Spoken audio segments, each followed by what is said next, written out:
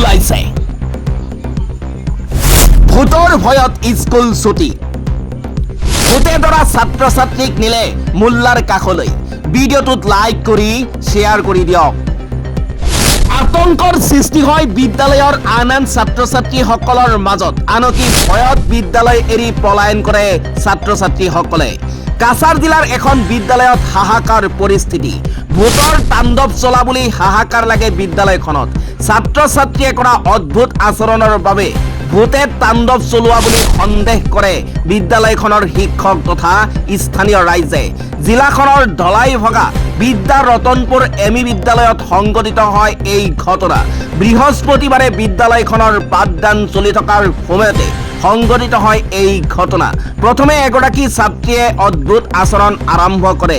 ইয়াৰ পাছত এজন এজনকৈ বিদ্যালয়খনৰ প্ৰায় 20 গৰাকী ছাত্ৰ ছাত্ৰীয়ে অদ্ভুত আচৰণ কৰিবলৈ লয়। শিক্ষাৰ্থীসকলে মাটিত শুই কান্দিবলৈ আৰম্ভ কৰে। মুখেৰে অদ্ভুত শব্দ কৰি চিঞৰি উঠে। কেইবাজনো শিক্ষাৰ্থী অচেতন হৈ পৰে। এই ঘটনাৰ পাছত মুহূৰ্তৰ ভিতৰতে বিদ্যালয়খনত ভূতে তাণ্ডৱ চলাইছে বুলি খবৰ বিয়পি পৰে।